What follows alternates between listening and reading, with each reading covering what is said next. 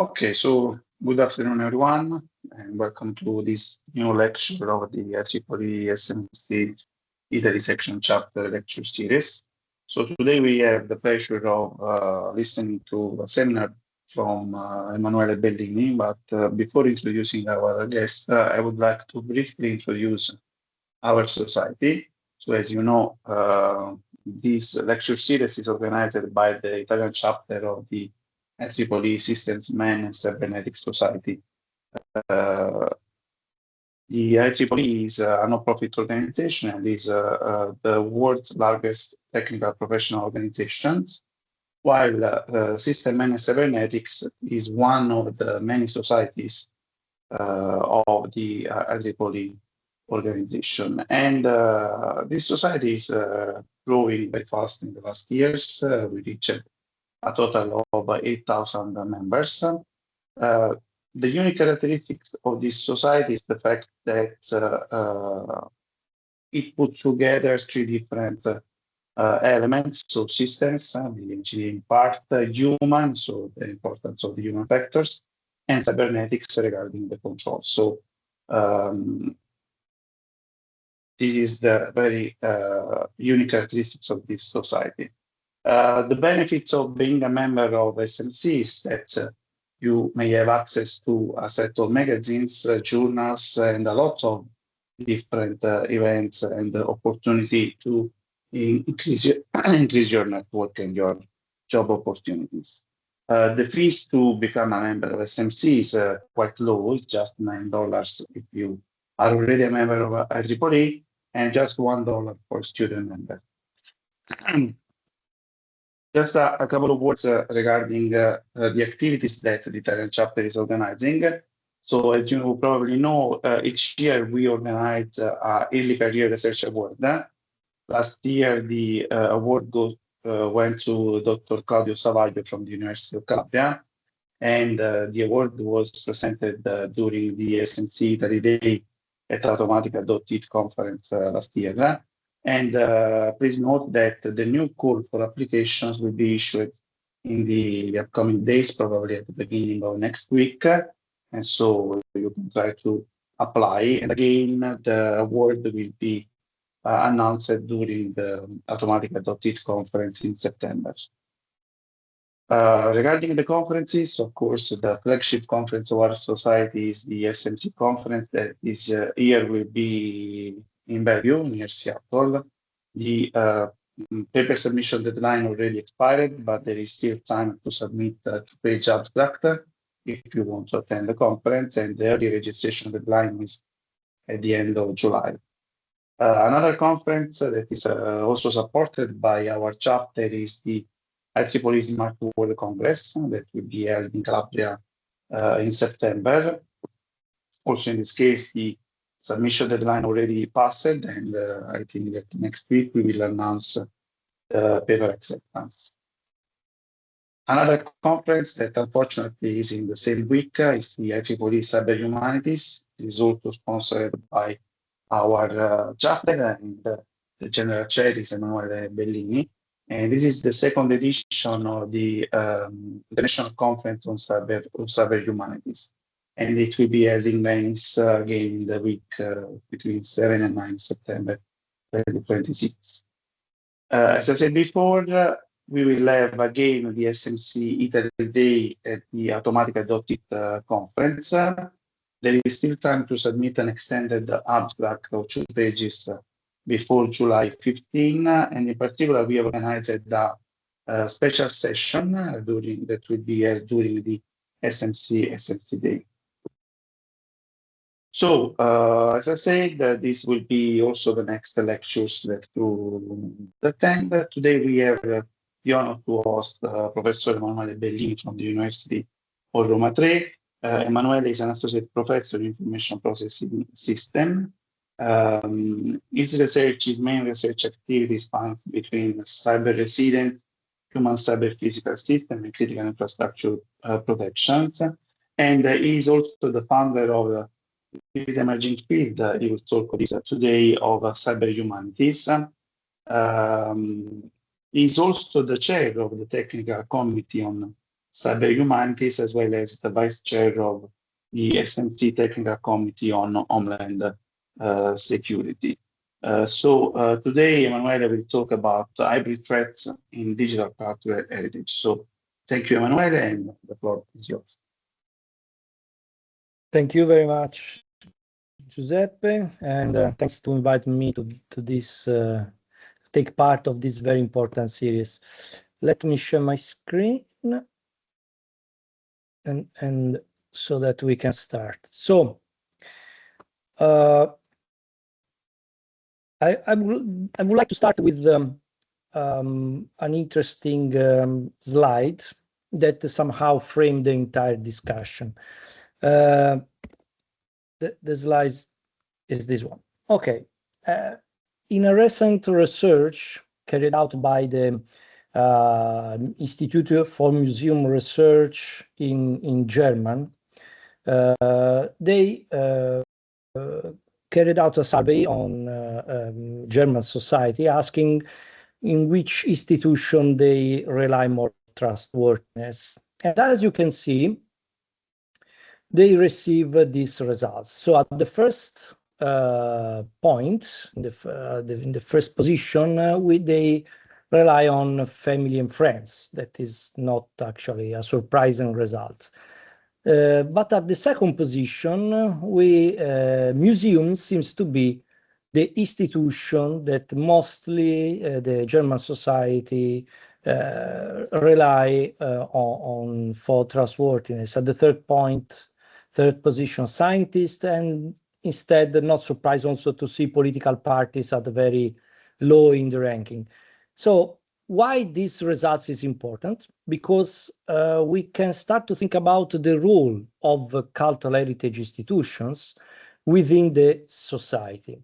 In particular, the role of how they can support and sustain the society operational, the cohesion, the identity. And this would be a key point that will be highlighted during the talk.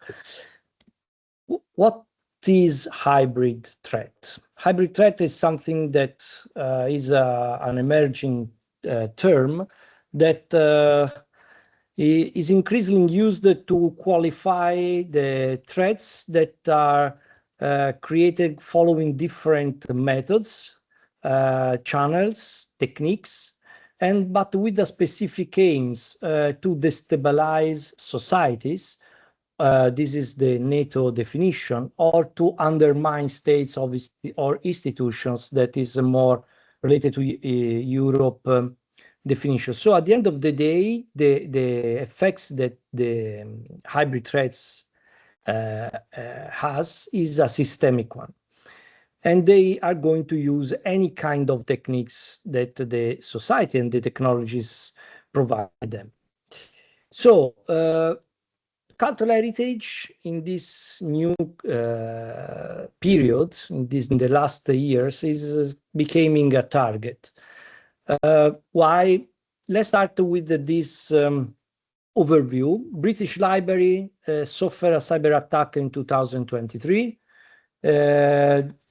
600 gigabytes of data has been exfiltrated, and they was blocked for 24 months before the recovery.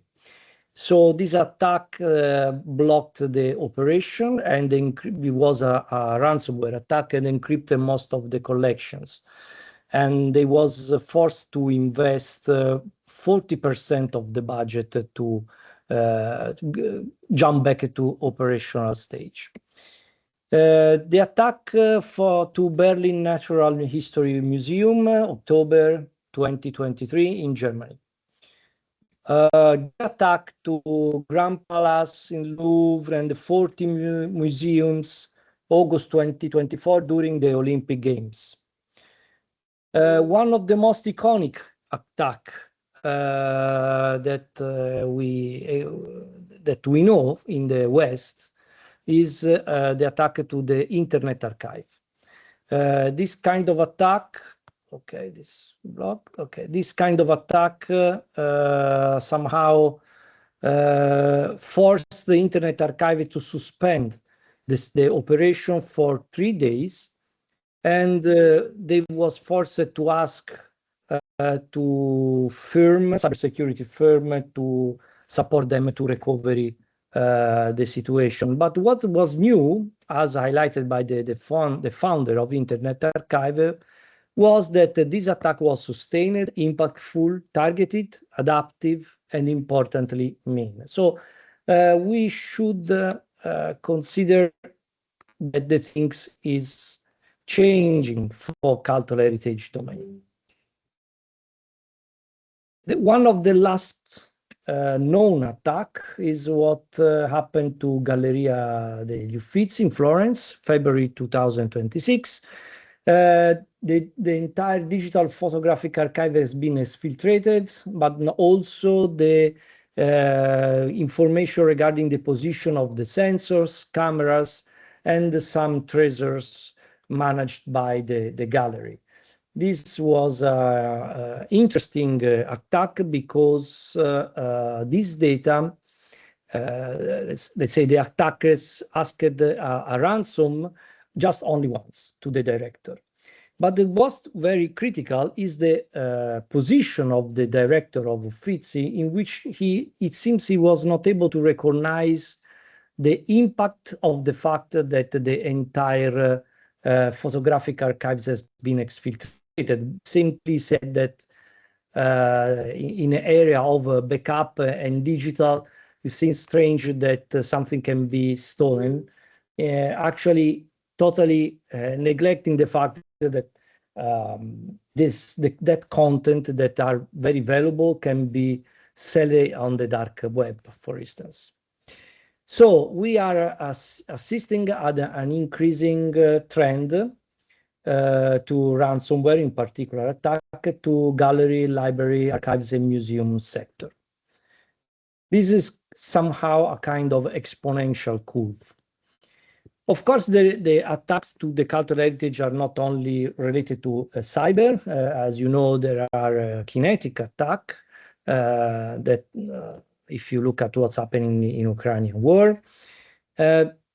But in general, we can realize that cultural heritage exhibit at least 4 key fragility. The first one is the false sense of security.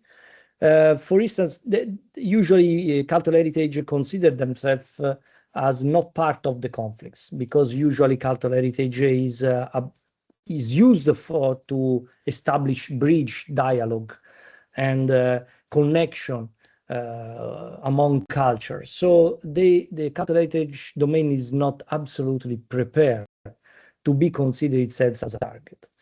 This is also highlighted by the fact that the most important projects carried out by UNESCO, the PERSIST project, highlight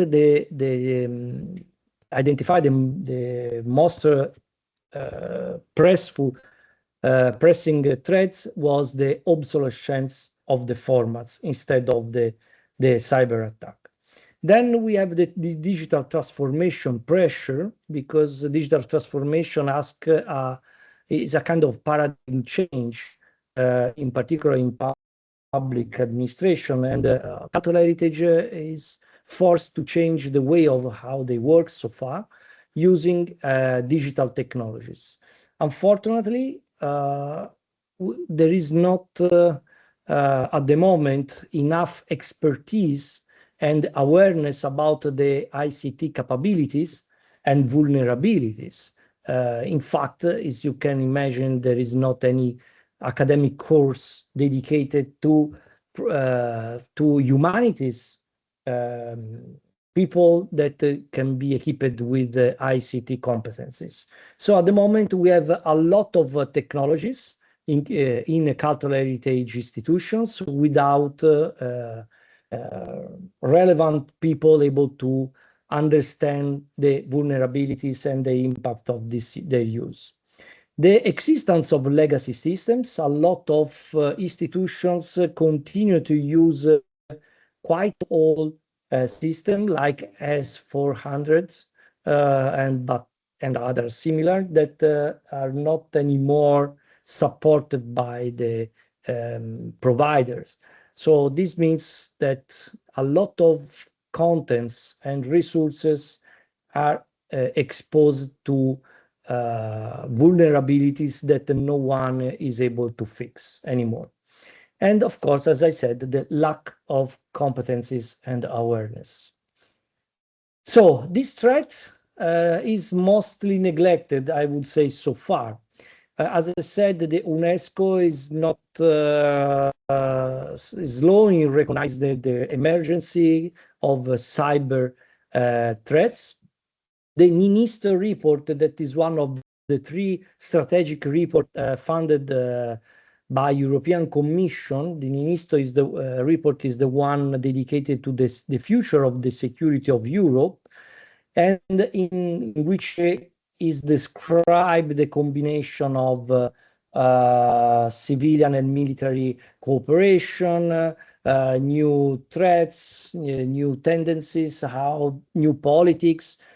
So in 150 pages of this report, never cultural heritage has been mentioned. The NIS2 directive, there is only a generic definition of cultural heritage domain. The directive for resilience of critical entities, in which is listed 11 sectors recognized as critical infrastructures like food, energy, financial, transport, and so forth, cultural heritage is not mentioned. The unique, let's say, document at the moment, even if the things is going to change, is the Tallinn Manual 2.0. That is not, of course, an international agreement, but is just a military manual published by Cambridge University Press, in which is described how to behave during a conflict in relation to the digital properties.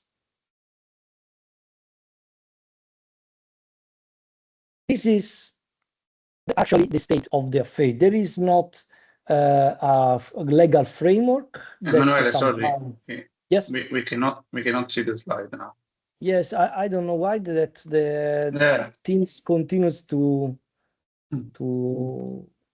disconnect the presentation. Okay, sorry.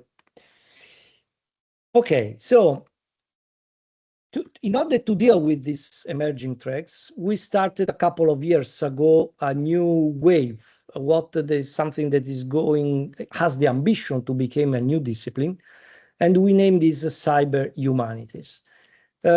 The relation with the well-known digital humanities is described by these slides. So far, digital humanities was basically led by humanist guys with the passion with the digital aspects. And in particular, digital humanities is mostly focused on the use of existing solutions and the adaptation of existing solutions that very often are designed for other scope.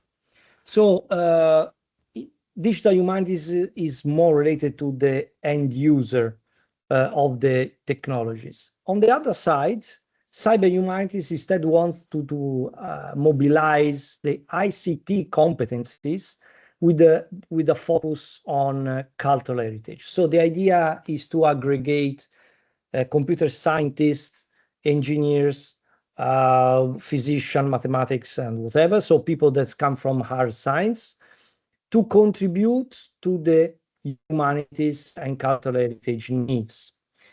That is not happened so far. So the idea here is to create a new transdisciplinary based profile, recalling what has been done already with the mechatronics or bioinformatics, in which different competencies has been combined together in a new profile.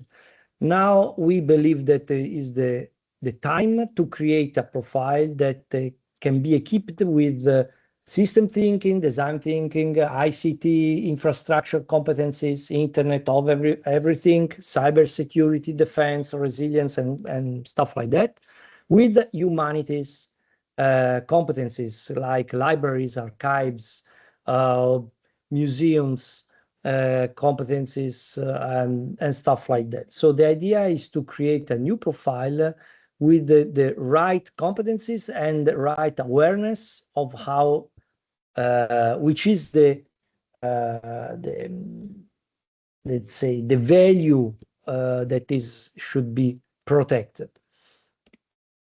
Which is this is one example of projects that can be managed, designed, executed by the a new cyber humanist.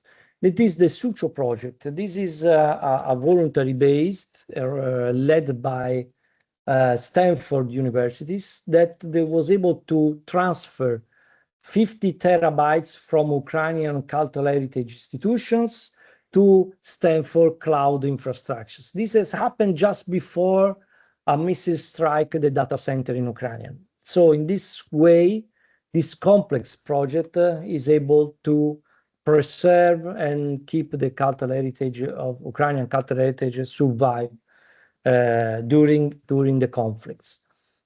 Other example of technologies that cyber humanists should let's say should be equipped, should be of interest is 3D reconstruction, Internet of Underwater Things, forensics of manuscripts, holographic reconstruction, or 5D storage, like the capacity to storage high density volume on a silica buffer, or automatic tagging for paintings and stuff like that.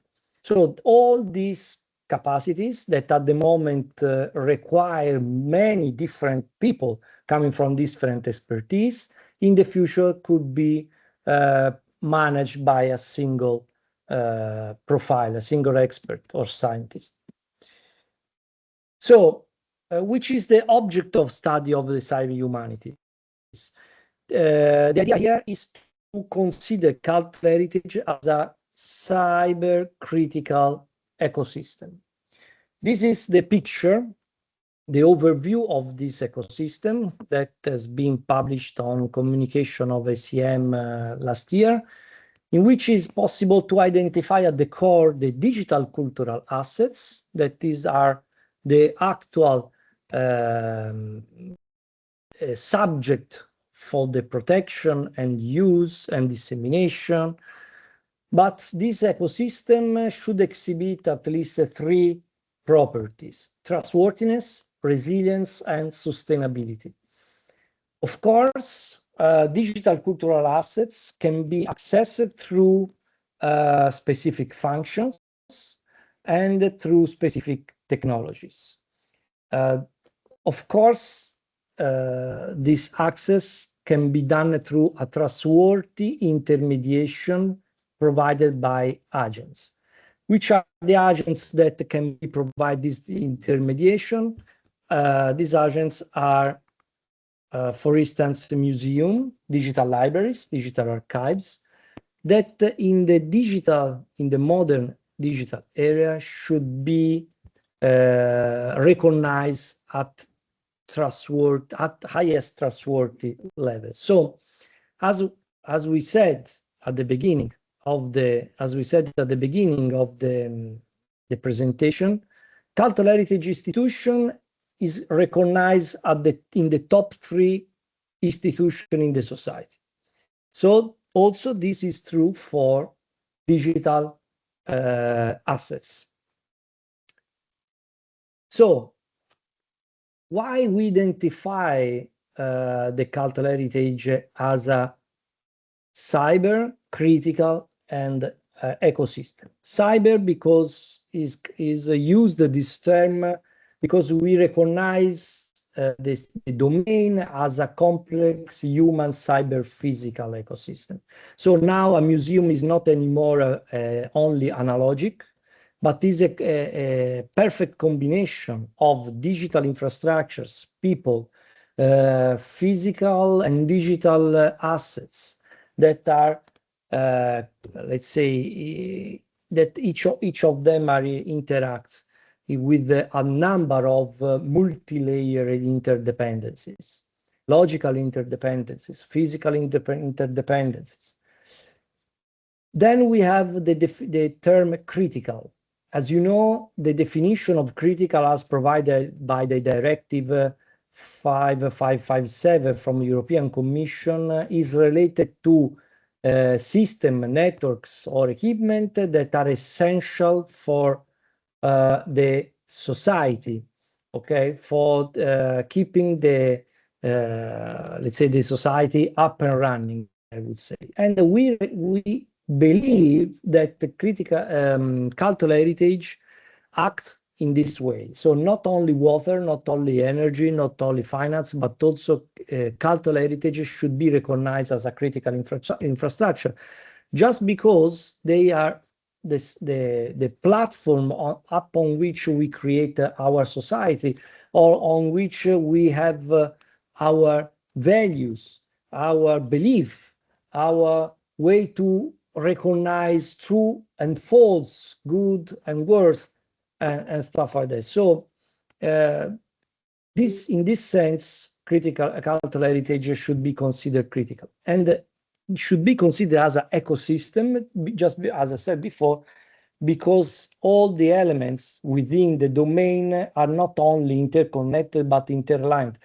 Let's think in terms of semantic interdependencies, which are a piece of a collection in one museum is a semantic and logical connection with another piece or digital objects in another institutions.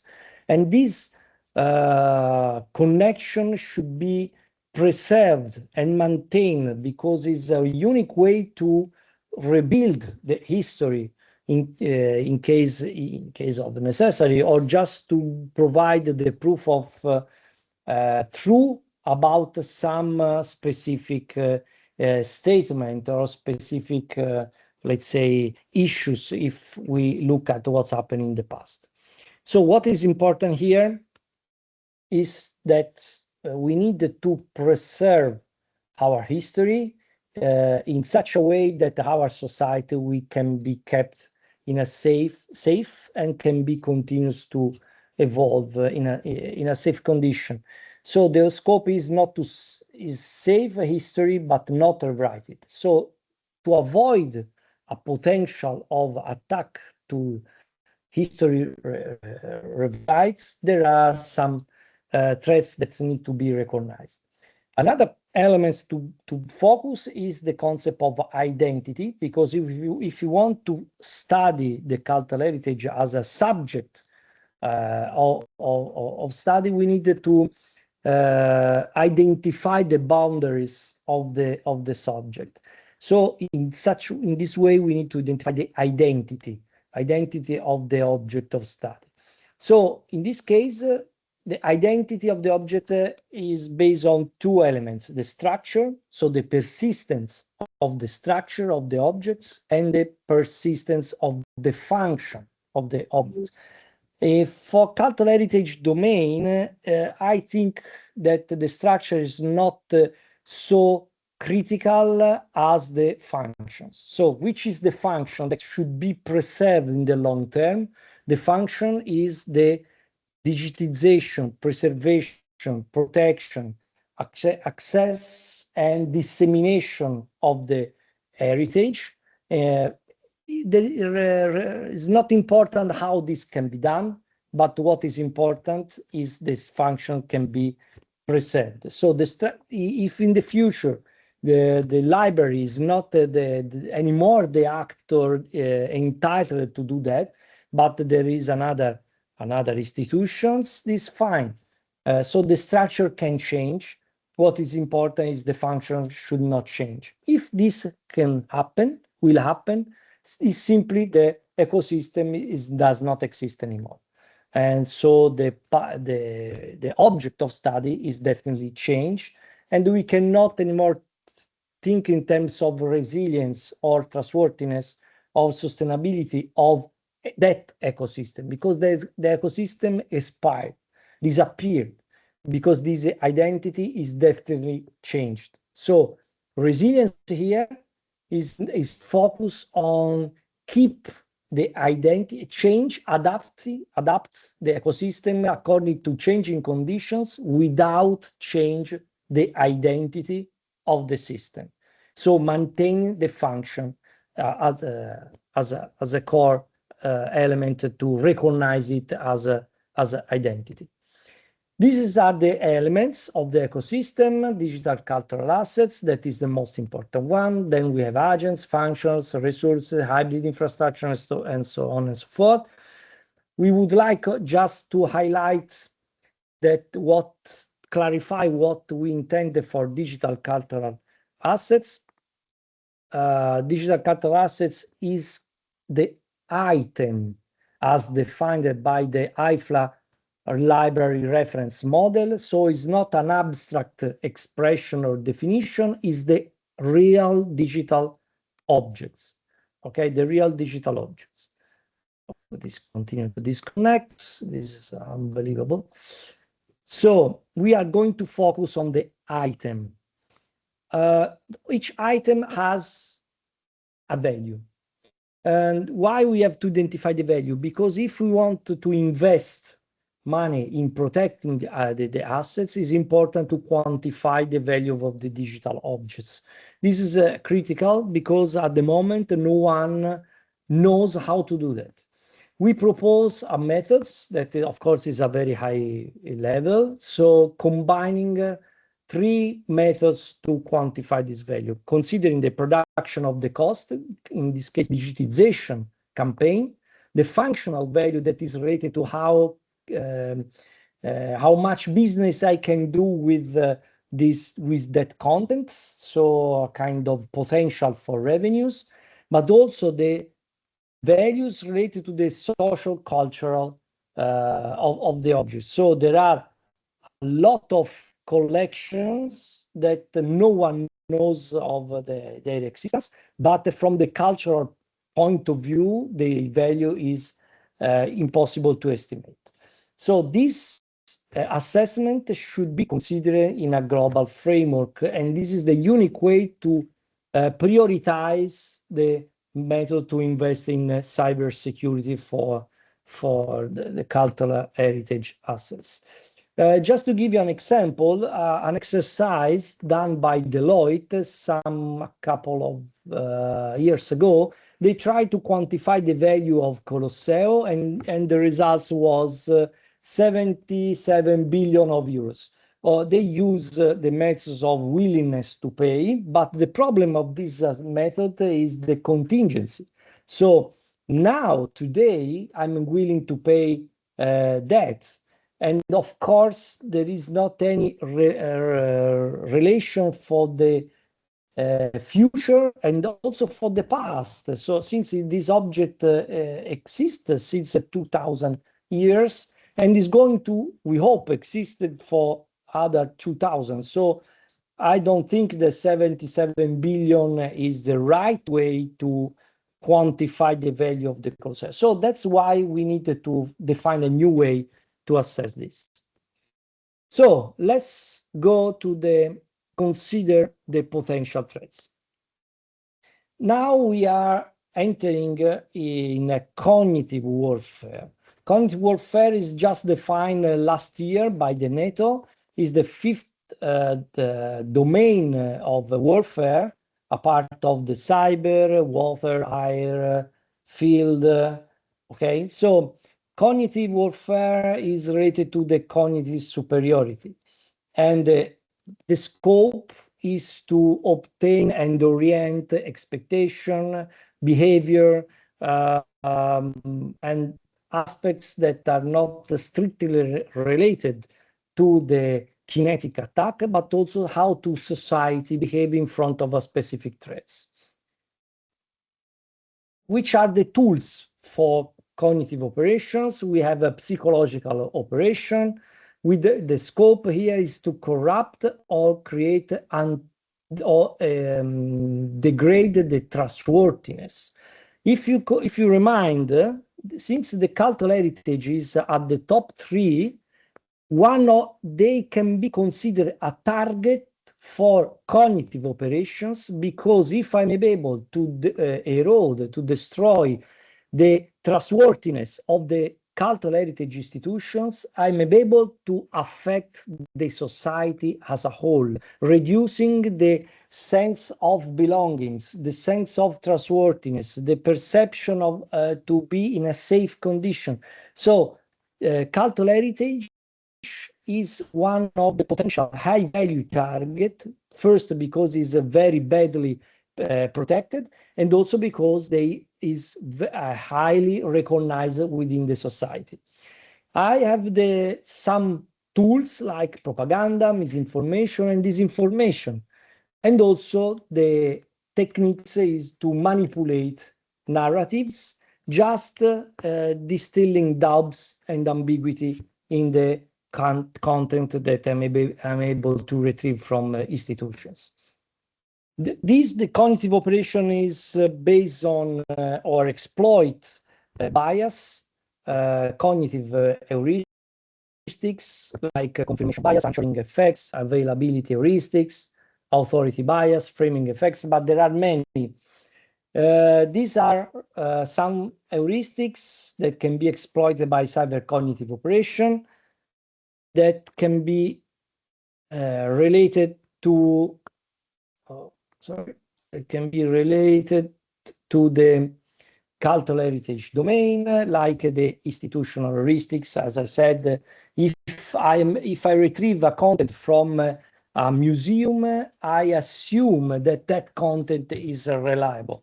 Okay, so or anything is historical, I can assign to that objects a degree of trustworthiness, or the heuristic experts. Okay, so in which an expert can describe or can tell me something about a specific objects, I automatically assign to that narration at the high level of reliability, and many others.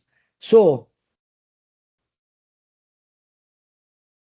this is, once this cognitive tools is combined with the cyber capabilities, I obtain the cyber cognitive operation. And the objective of the cyber cognitive operation is to undermine trust, manipulate decision makers, create confusion, influence public opinion, and stuff like that. There are three impacts of attack to the cultural heritage domain. The first one is an immediate impact, in which I'm able to destroy the access, the operation, or like what's happening at the British Library, in which for 24 months no one was able to retrieve any content from the British Library. Anyway, this is an immediate impact because I'm not able to obtain the content, but sooner or later I'm able to recover the operation. The second impact is the obtain the disruption of the reputation and trustworthiness. If I'm not able to rely anymore to the institution, to a museum, about the reliability of its contents, is just one record that can be fake, and the entire corpus of the archive or the libraries can be considered fake or unreliable. This can have a huge damage, okay, in the society and in the reputation.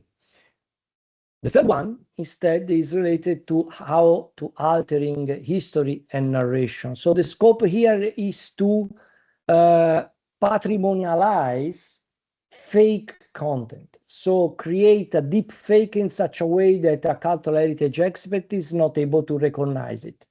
Or just as happened for the LLM, through the LLM grooming, create fake content like what's happened for the Pravna network, with the 3.6 million of articles has been created artificially just to poisoning the LLM and to orient the answer about, for instance, the Ukrainian war.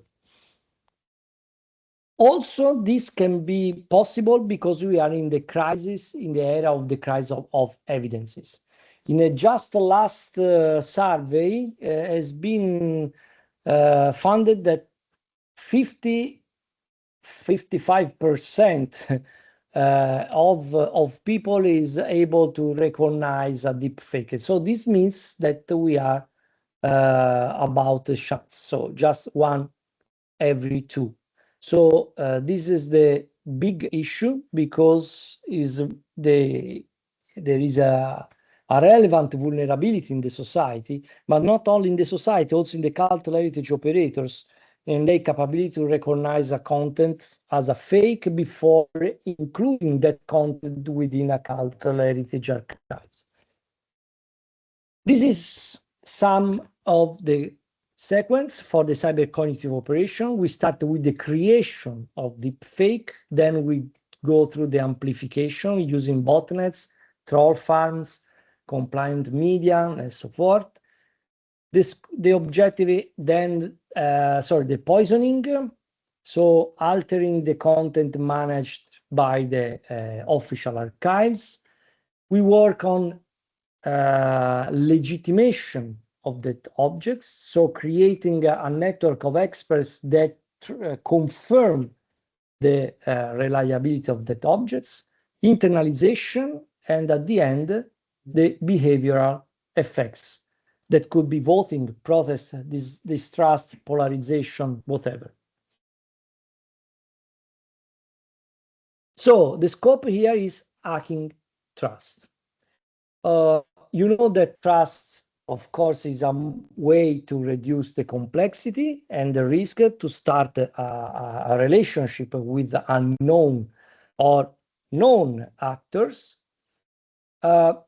Trust properties, you know that this trust is always contextual, you know, trust is not transferable, cannot be self-claimed. So the trust has several properties that, however, can be, let's say, affected by a specific attack.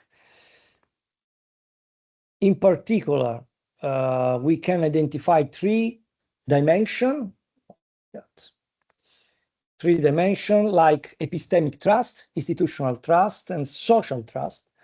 One of the ways to alter institutional and social is to alter the epistemic trust. This simply means to attack the current belief, simply alter or manipulate the data managed by archives or repositories in which we rely. For instance, repositories that manage data for vaccines or data about historical information.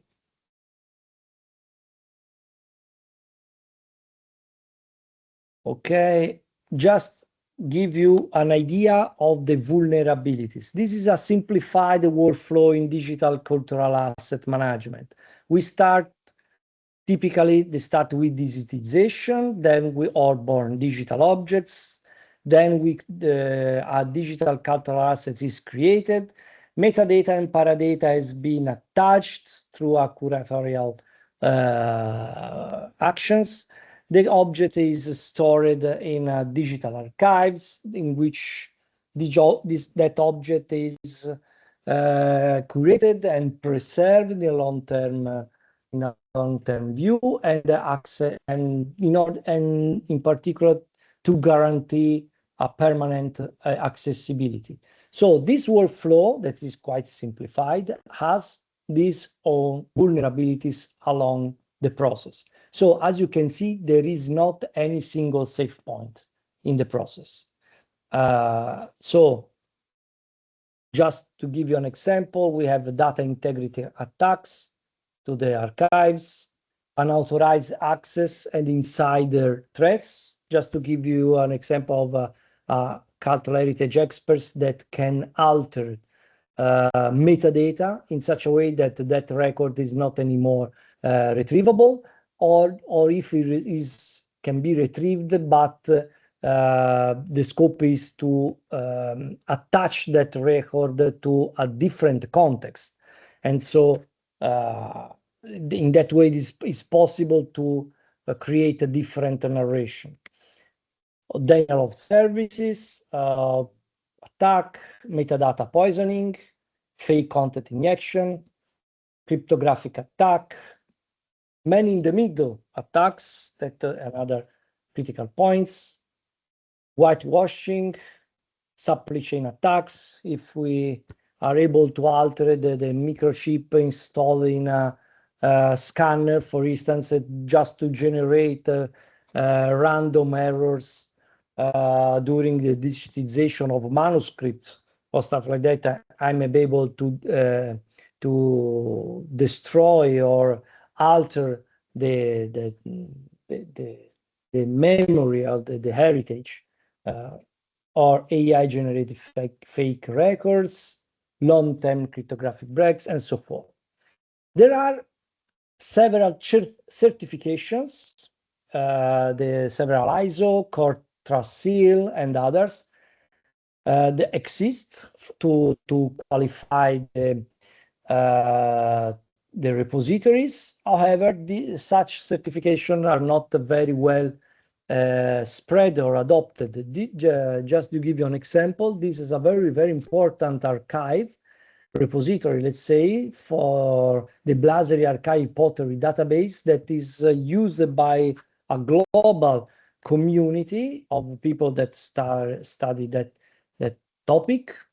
But this archive is managed by Oxford, but unfortunately, that archive is not certified. So at that moment, even if the global community of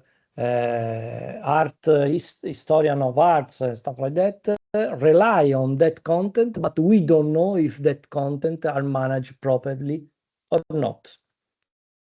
Some examples happen also in the past. So we have 3 actions that can be altered and poison the heritage with insertion, alteration, or deletion. This was happened, for instance, is an analog attempt. An archivist tried to insert a fake letter, handwritten, in just to try to rewrite the history about the relationship between the Duke of Windsor and Adolf Hitler. Luckily, this attempt has been discovered, let's say, and blocked, and the archivist has been arrested. But this is a way to poisoning that analog archives. This is, for instance, what's happened in the past 8th century in which the donation of Constantine, in which the church obtained some benefits from this document, but unfortunately this document is a fake. Is a fake also the Privilegium Maius, on which the empire of the Habsburg has been created. Okay, so because unfortunately the Habsburg was not included in the emperor.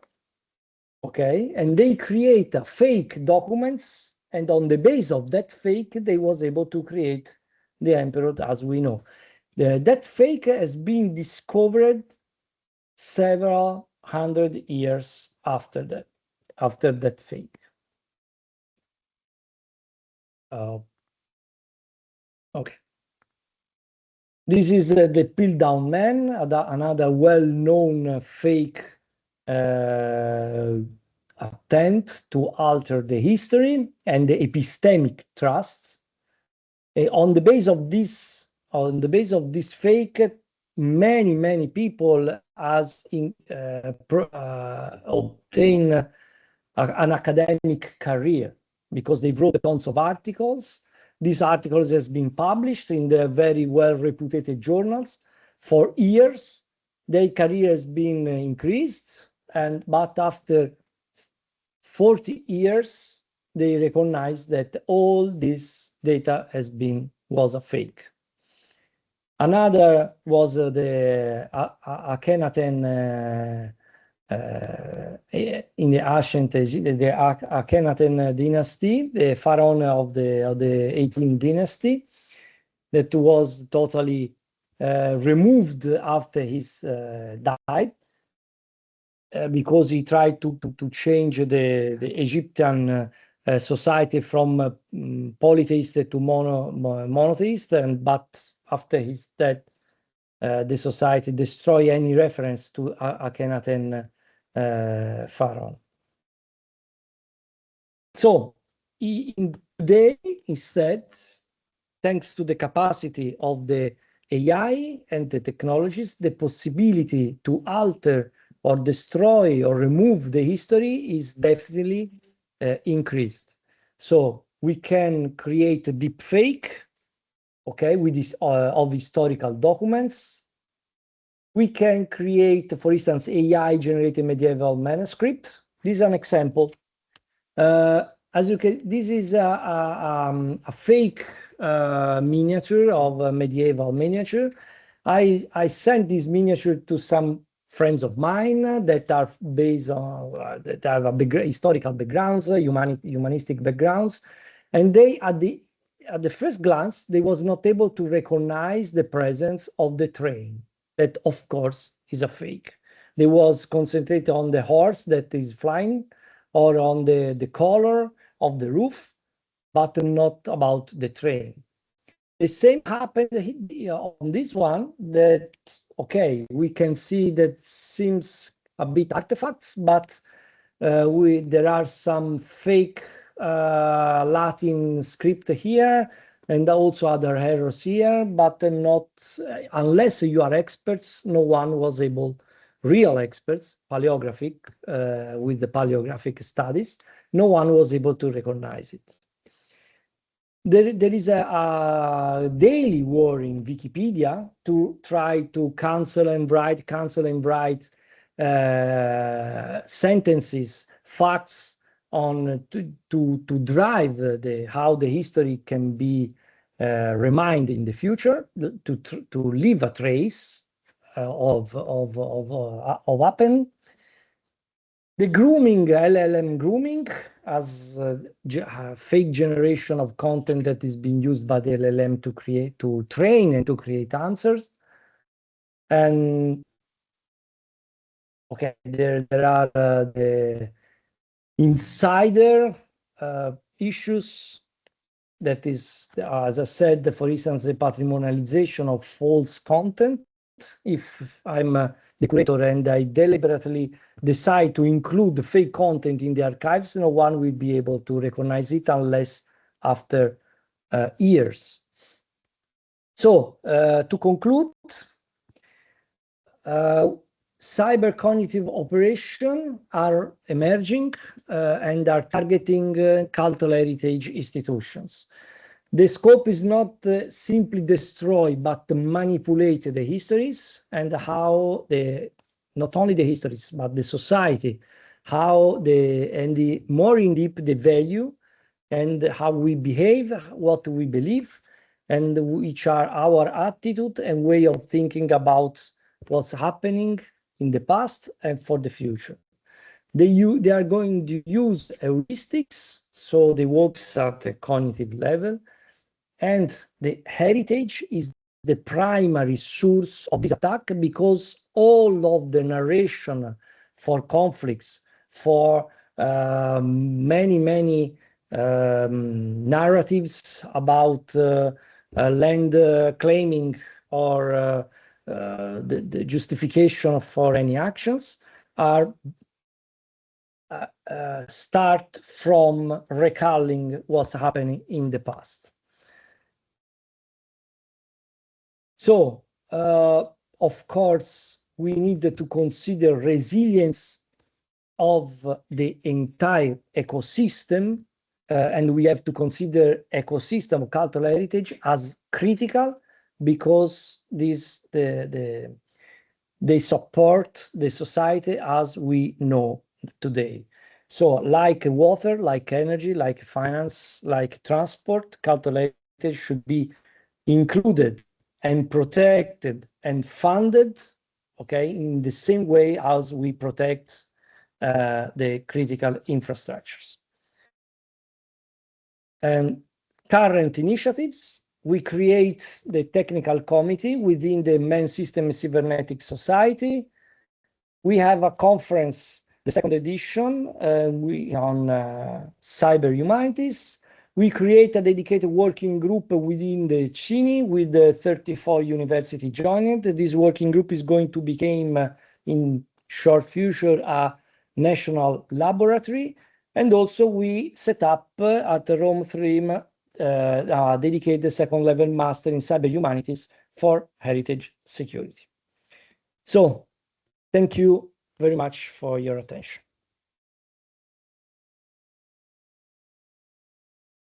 Thank you very much, Emanuele, for your inspiring talk. There are some questions from the audience.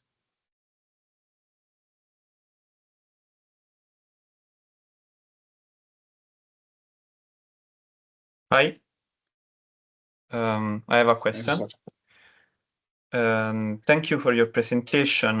I was very interested also because in my PhD I worked in the context of cultural heritage, and in particular, in my experience, archaeological sites are becoming more often cyber-physical social system because there are a lot of physical issues and criticalities that have to be solved, for example, maintenance issues and so on. But also in my PhD, I thought to the fact that this pervasive fact that the archaeological sites are becoming more cyber exposed also these archaeological sites to cyber threats, to other cyber threats.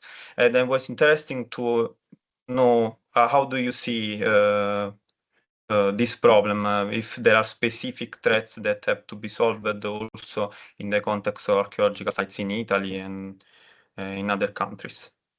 Yeah, thank you for the question. Actually, the archaeological sites is one of the most targeted, let's say, elements in this kind of ecosystem. But the point here is that to include archaeological sites as a node in the ecosystem, because if someone wants to store some piece or with in the sites, not just for destroy, but to keep this archaeological artifacts to be sold on the black markets or whatever. If we know or if we put the information of that sites in connection with the other information within the ecosystem, like other museums or libraries, we can run some OSINT or intelligence to predict, for instance, potential threats to that site. Just to give an example, this already happened when a museum suffers some attack. Okay, so if you know what kind of pieces are stolen, you can somehow predict if similar elements, because are connected, there is some interdependencies in terms of cultural interdependencies, because are part of the same collections, or are part of the same period, or are part of the same, I don't know, narration, okay, are at the same threats. So if, let's say, the treasure of Napoleon treasure in Louvre has been stolen, you know, okay, other similar pieces in other museum could be targeted, okay, and you could predict and prevent that kind of threats, because these are you can identify some emerging, let's say, path or behave or let's say specific specific trend, okay, in such a way that you can prevent this kind of criminal actions. So archaeological is in connection with museum that are in connection with the library, that are in connection with other sites, okay? So protecting or knowing that something happened in one site could somehow, let's say, trigger alerts in other sites just because of interdependencies. But these interdependencies should be modeled, recognized, or discovered, because some of them are hidden. Okay, so there is a huge work that should be done to put these nodes in an ecosystem and create a big model for the cultural heritage domain. That's the potential. And okay, thank you. Okay, other question?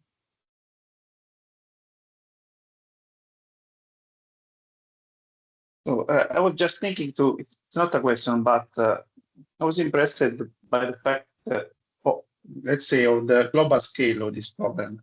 And it's strange how the European Union and also our government is not doing so much at the moment. Because, for instance, when you talked about biases, so we as researchers in situation awareness, we deal with cognitive bias every day. But so when you are designing a system, a human machine system, it's quite easy to understand what could be bias and try to find some solution for this kind of bias. But when you scale this at a global level, I don't know how it is possible to deal with this kind of approaches. So I don't know. I don't think that you have a solution for this, but probably at least some research directions for the future. Or yes, one of the research direction that we have to consider is the implementation of shared situation awareness. In particular, because consider that the cultural heritage institution has not enough funds to set up a dedicated control room for their own institutions. Okay, that's the first point. So the first step is to create a shared control room, so a control room that somehow control several nodes or several institutions. Within this control room, we need to design a situation awareness, okay, that puts all the information from the ecosystem and from the intelligence analysis, okay, fuse the information together, because each thing that could happen in each of these nodes can be immediately, okay, trigger some alerts. So the idea is to exploit the interdependency, semantic interdependency, logical interdependency at the awareness level, at the awareness control room. Situation awareness means knowing what's not only is happening, but could happen because of what's happening in the past. What's happening in the past.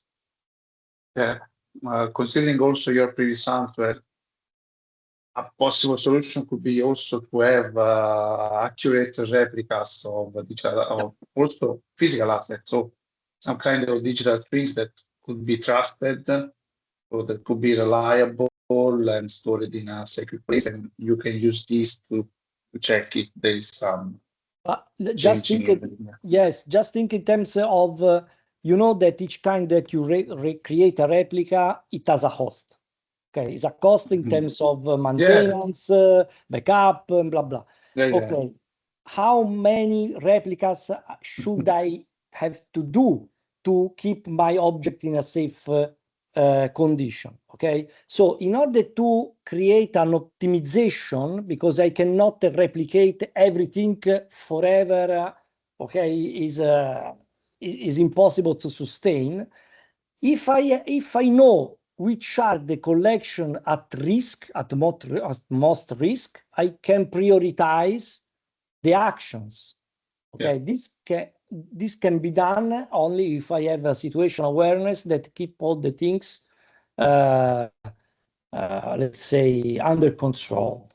So knowing if these assets should be immediately replicated or moved in other situation, or if this the level of trustworthiness of that institution is reduced or degraded because of attack, I must react or adjust to the situation in a resilient way in order to A, protect the objects, B, maintain the operational continuity, because the mission of cultural heritage is to keep the access to the cultural heritage continuously, let's say, open to the society.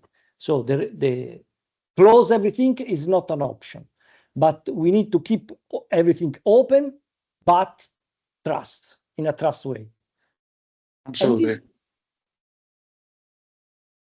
So I think that probably a big initiative at the European level is needed for this, because the last Horizon program puts a lot of money regarding the digitalization of cultural heritage, but they have not addressed the problem of cyber threats to this kind of replicas. Exactly. So let's hope that at least the new program will take this into account. Exactly. Also, Italy invests 500 million of euro to digitizing everything, mostly of everything, but we don't know actually where the results of this digitization is, how is managed, where is stored, which level of security protection are in place, and stuff like that. Okay. So if there are no other questions, I think we can thanks again Emanuele for his inspiring talk. So thank you very much, Emanuele. Thank you, Giuseppe. Thank you all for the attention. Okay, so thank you to the audience for joining us. The next lecture, I think it will be in September, so we will skip July and October, and we will meet again in September. Of course, you can follow us on LinkedIn and on YouTube. Thank you and bye-bye. Thank you, bye. Bye-bye. Bye-bye.